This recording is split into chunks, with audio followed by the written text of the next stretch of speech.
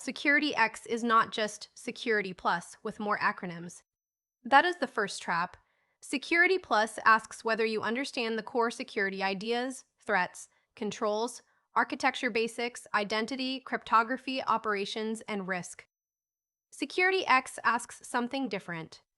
It asks whether you can think like the person who has to make the security decision when the environment is messy, the business has constraints, and every answer has trade-offs. So in this first SecurityX video, let's compare SecurityX and Security Plus in plain English.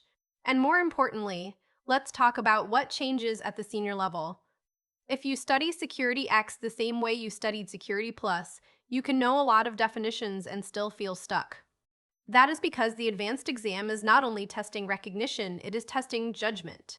SecurityX is positioned for security architects and senior security engineers.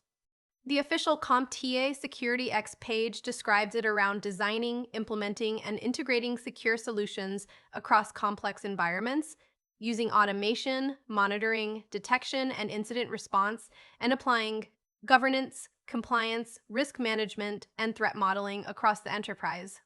That is a bigger job than simply knowing what a firewall, SIM, or encryption algorithm does. The senior level question is, where does this control fit? What risk does it reduce? What breaks if we implement it poorly? And how do we prove it is working? Think of Security Plus as the certification that builds your security vocabulary and baseline operating knowledge. You learn the major categories, threats, and vulnerabilities architecture, and secure design identity and access risk management cryptography operations and incident response. Security Plus is practical. It is not useless theory, but it is still mainly asking whether you understand the core building blocks and can apply them in common situations. SecurityX moves the conversation up a level. Instead of only asking, what is multi-factor authentication? The SecurityX mindset asks, which users, devices, applications, and data need stronger assurance? Where should the policy decision happen? How does this work across cloud, on-prem, and remote access? What exceptions will the business demand? What logs prove the control is working? What happens if identity becomes the new perimeter but device posture is weak? That is the difference. Security Plus teaches the control. SecurityX tests the decision around the control.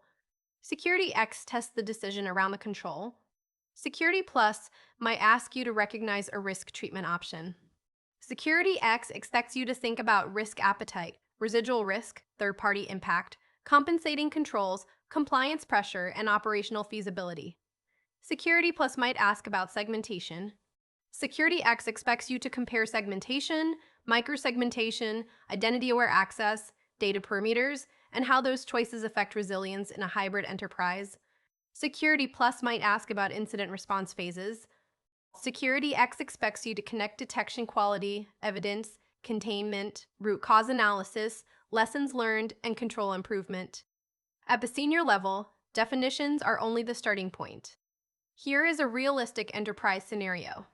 A company has 8,000 employees, 3 cloud providers, several SaaS platforms, a legacy data center, and a remote workforce. The help desk is overloaded with password resets. The security team wants stronger authentication. The business wants fewer login prompts. Compliance wants proof that privileged access is controlled. Engineering wants automation, not another manual approval queue. A Security Plus answer might correctly identify multi-factor authentication, single sign-on, conditional access, and least privilege as relevant controls. That is good. A SecurityX answer has to go further. You would ask, which identities are highest risk? Admins, developers, executives, service accounts, contractors, or all users? Which resources need stronger policy enforcement, source code, production consoles, financial systems, customer data, or all cloud control planes? What signals should influence access, device health, user risk, location, role, session behavior, and data sensitivity? What is the fallback plan if the identity provider fails? How will exceptions be approved, logged, and reviewed? Which logs flow into the SIM? What metrics show the rollout reduced risk instead of just annoying users? That is senior level thinking. It is not MFA good. It is, which identity architecture reduces risk without breaking the business, and how do we validate that it works? Use this 5-part decision framework when moving from Security Plus to SecurityX, asset and business context. What are we protecting and why does it matter? Threat and risk context. What realistic threat or failure mode are we reducing? Architecture fit. Where does the control sit in the system? Identity plane, network layer, application layer, data layer, endpoint, cloud control plane, or detection pipeline? Operational proof. What logs, alerts, metrics, tests, or reviews show the control is actually working? Trade-off decision. What do we gain, what do we lose, and what compensating controls are needed? That is the bridge from Security Plus to SecurityX. Security Plus helps you name the tool. SecurityX expects you to defend the architecture decision. Original knowledge check, not from the real exam. A company already uses multi-factor authentication for all employees.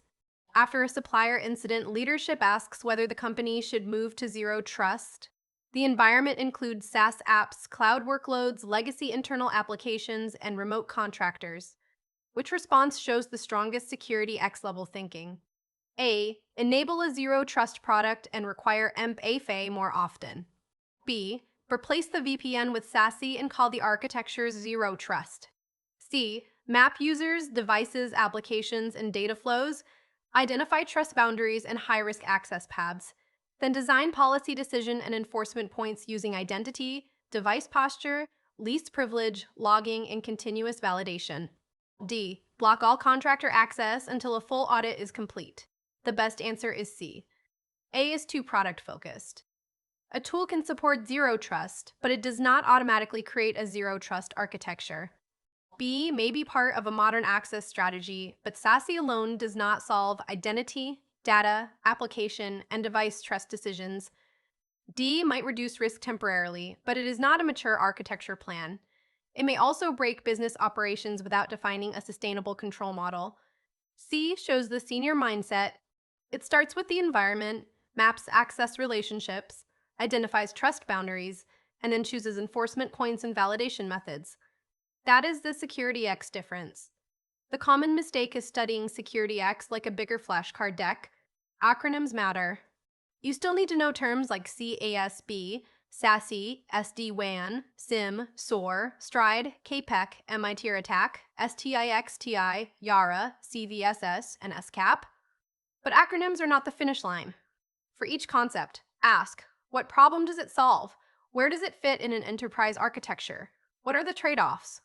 What evidence proves it works? What would a senior engineer or architect do next? Here's the simple summary. Security Plus validates foundational cybersecurity skills. SecurityX validates advanced architecture and engineering judgment. Security Plus is about knowing the controls and applying them in common situations. SecurityX is about choosing, integrating, validating, and improving controls across complex environments. So if you are moving from Security Plus to SecurityX, do not only memorize more terms. Practice explaining decisions. Practice comparing options. Practice connecting risk, architecture, operations, and business constraints. That is the level SecurityX is trying to measure. In the next video, we will break down the SecurityX CAS005 exam overview and the kind of thinking it tests. If you are building a SecurityX study path, subscribe to Cert Path Lab and follow the series from the beginning.